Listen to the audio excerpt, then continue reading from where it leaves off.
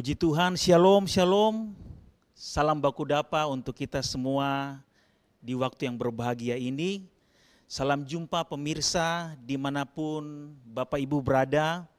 Kita berjumpa dalam program Cahaya Kasih Natal Produksi TVRI Papua Barat tahun 2024 sebagai media pemersatu bangsa. Tema yang akan saya sampaikan adalah tema nasional dari PGI KWI. Namun sebelum itu, mari bersama-sama kita bersatu di dalam doa. Kita berdoa. Segala pujian hanya bagi Tuhan, kami mengucap syukur untuk segala kasih dan setia-Mu, sehingga kami bisa ada berkesempatan merayakan perayaan Natal tahun 2024. Kami mengucap syukur kami bisa berjumpa bertemu kembali, dan biarlah pada kesempatan yang berbahagia ini firman ini menjadi berkat, memberikan sukacita semangat bagi kita untuk menjalankan perayaan Natal dan juga memasuki tahun 2025. Terima kasih Tuhan, kami sungguh bersyukur kami akan memulai dan merenungkan firman Tuhan. Di dalam nama Tuhan Yesus kami berdoa. Amin. Puji Tuhan, saudara-saudaraku yang terkasih, sesuai dengan tema nasional kita adalah marilah sekarang kita pergi ke Bethlehem. Bersama-sama kita lihat dalam Injil Lukas pasalnya yang kedua, ayatnya yang ke-13, ayat 14 dan ayatnya yang ke-15. Saya akan baca Alkitab dari terjemahan baru yang kedua.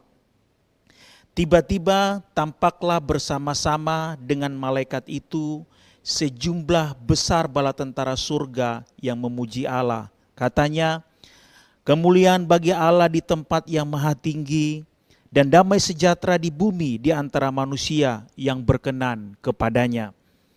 Setelah malaikat-malaikat itu meninggalkan mereka dan kembali ke surga, gembala-gembala itu berkata seorang kepada yang lain, marilah sekarang kita ke Bethlehem untuk melihat apa yang terjadi di sana, seperti yang diberitahukan Tuhan kepada kita.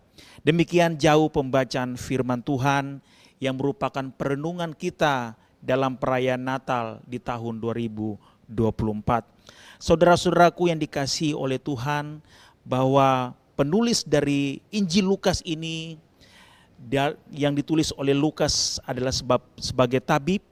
24 pasal yang saya tulis, ada 1151 ayat dan 25.944 kata.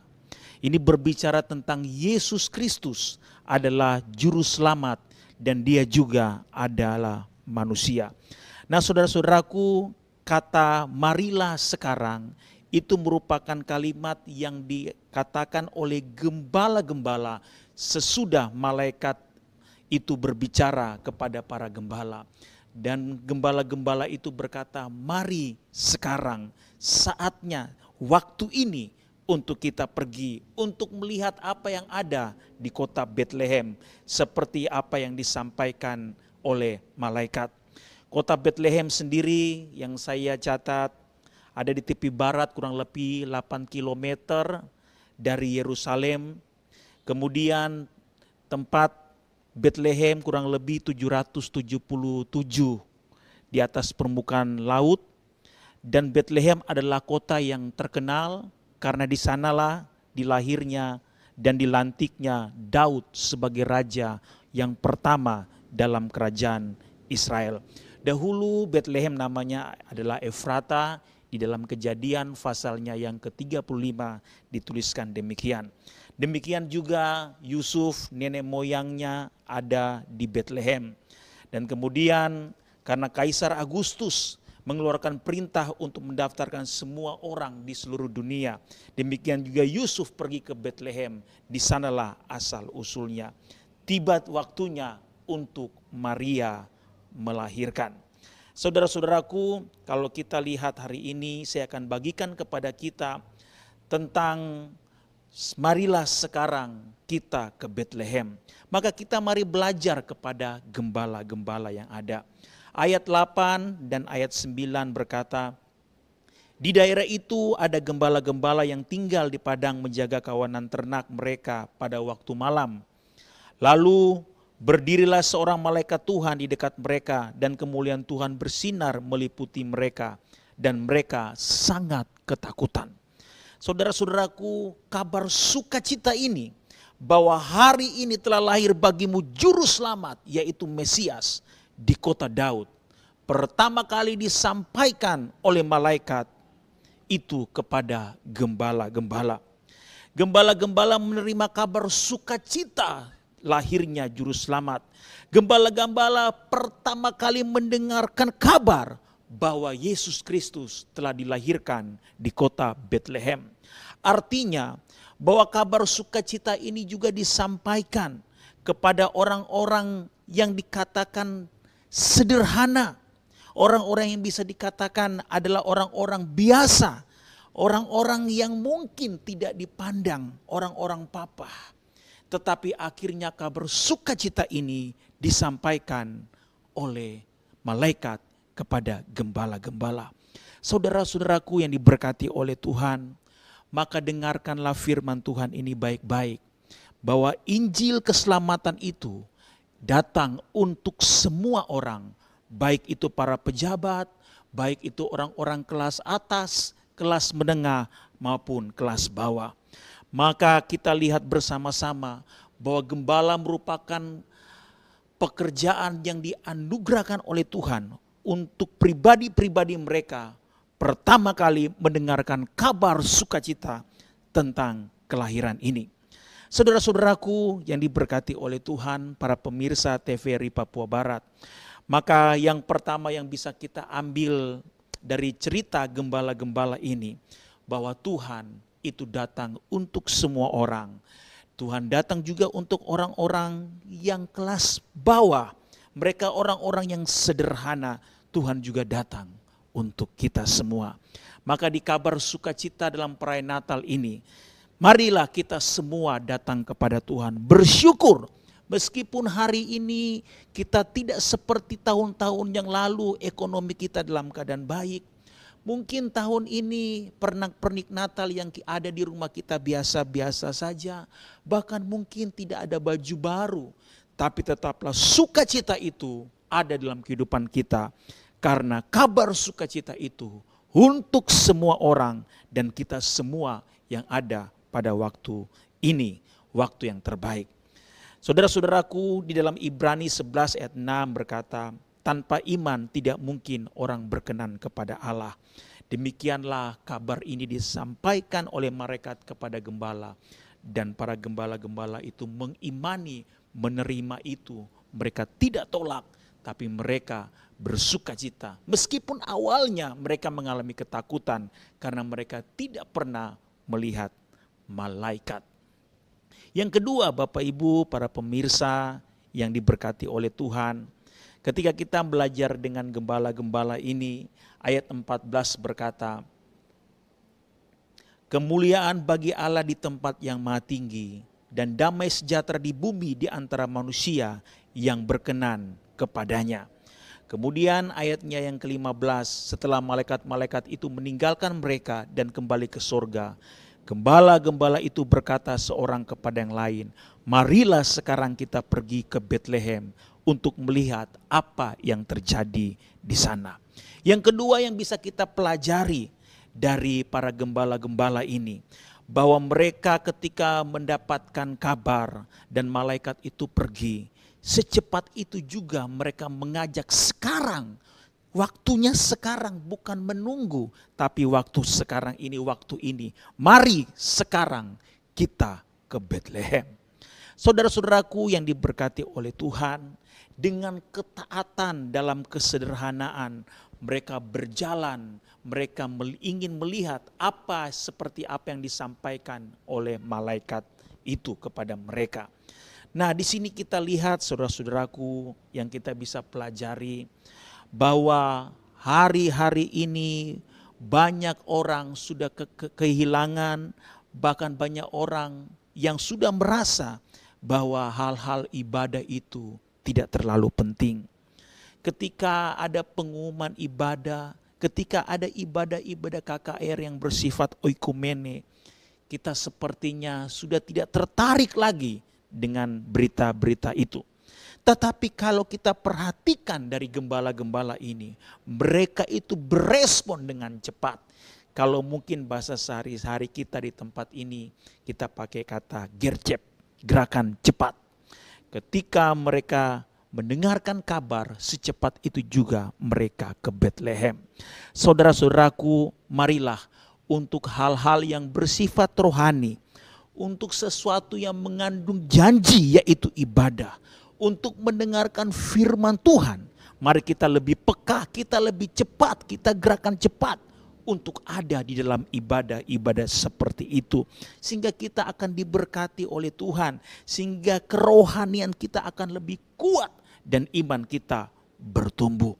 Beberapa waktu terakhir ini banyak artikel-artikel yang menulis bahwa pemuda remaja mengalami kemerosotan, degradasi iman mereka.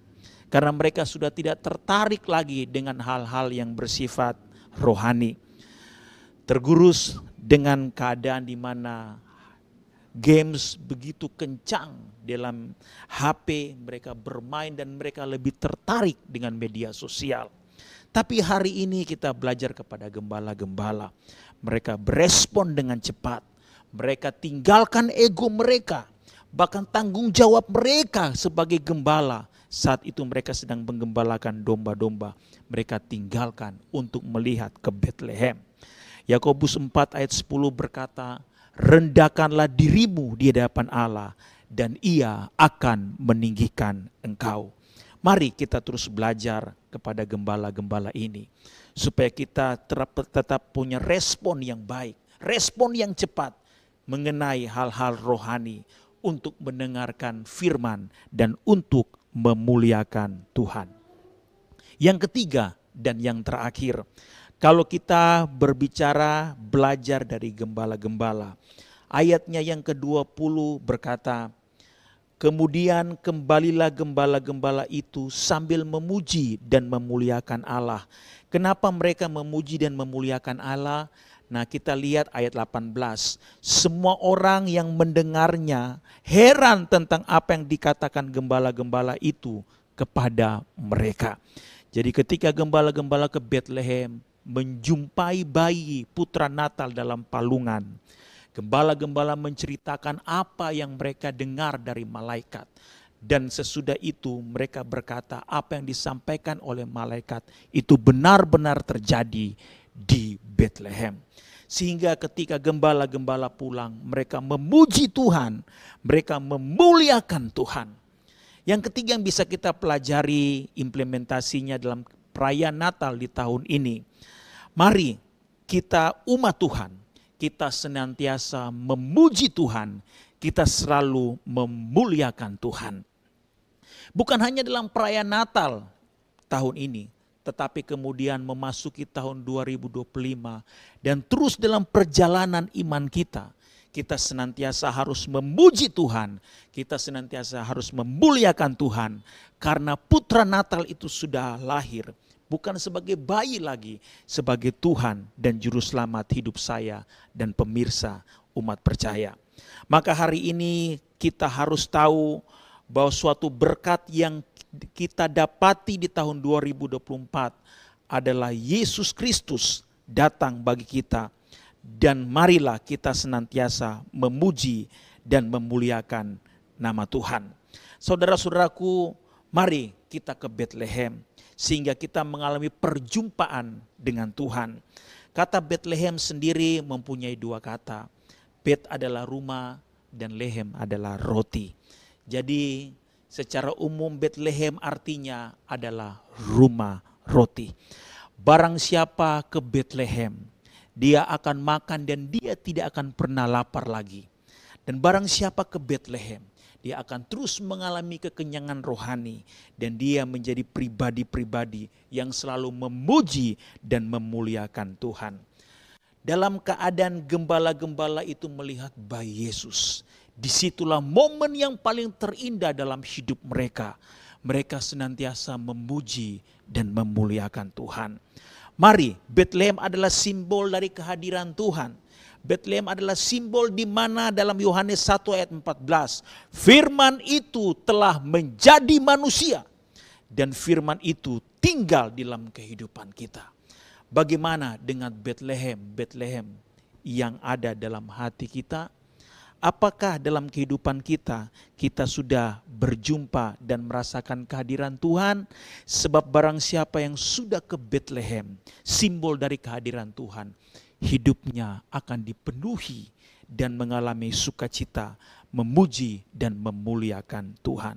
Bagaimana hidup Bapak, Ibu, dan saya? Masihkah ada sukacita itu? Masihkah ada kerinduan untuk memuji dan memuliakan Tuhan? Waktu yang terbaik ini para pemirsa, mari kita ke Bethlehem. Seperti gembala-gembala, momen yang terbaik mereka melihat bayi itu, putra Natal.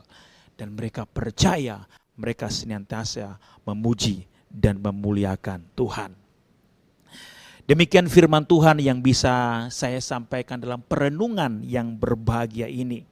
Maka mari kita lihat bersama, kita belajar dari para gembala-gembala. Yang pertama adalah gembala-gembala mendapatkan kabar sukacita yang pertama. Yang kedua, gembala-gembala mereka pergi ke Bethlehem setelah mendengarkan kabar dari malaikat. Dan yang ketiga, setelah berjumpa dengan putra Natal itu, gembala-gembala memuji dan memuliakan Tuhan. Mari kita terus belajar dari para gembala-gembala ini. Kita terus belajar dan melihat semua kebaikan-kebaikan Tuhan lewat para gembala-gembala ini. Mari Bapak Ibu, Tuhan Yesus datang untuk semua orang.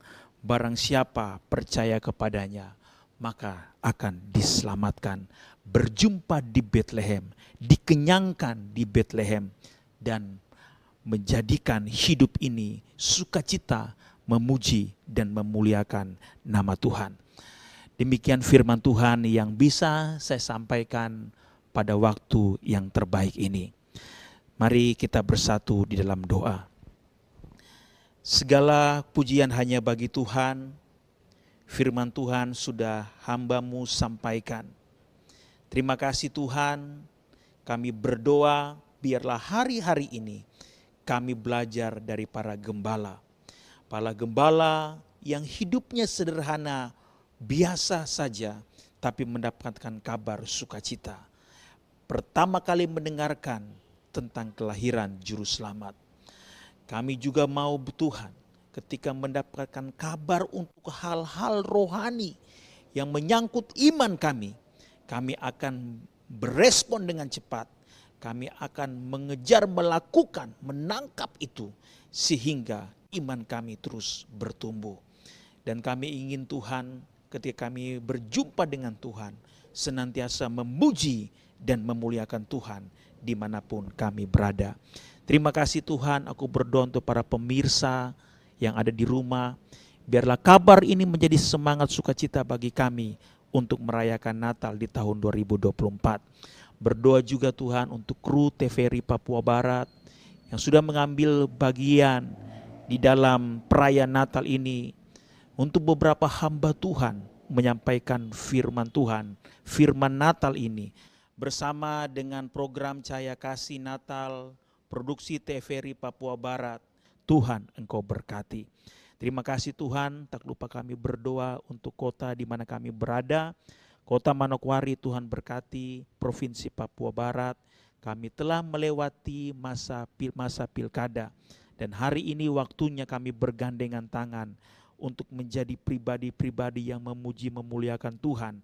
Dan melihat bahwa kota tercinta kami dalam keadaan baik, siap untuk bersama-sama dengan pemerintah membangun kota ini lebih baik lagi di tahun-tahun berikutnya. Terima kasih Tuhan, berdoa juga untuk semua umat percaya agar dalam perayaan Natal di tahun 2024 ini tetap kami melihat nilai Natal itu lebih utama daripada hal-hal lahiriah. Terpujilah nama-Mu Tuhan. Inilah doa syukur kami pada hari ini. Kami panjatkan hanya di dalam nama Tuhan Yesus. Terima kasih. Dalam nama Yesus kami berdoa. Haleluya. Amin. Terima kasih untuk waktu yang diberikan kepada saya. Saya Pendeta Adi Rumengan sebagai pimpinan Gereja Kristen Maranatha Indonesia di Tanah Papua. Dari pribadi saya dan keluarga, saya mengucapkan selamat merayakan Natal tanggal 25 Desember 2024 dan menyongsong tahun baru 1 Januari 2025.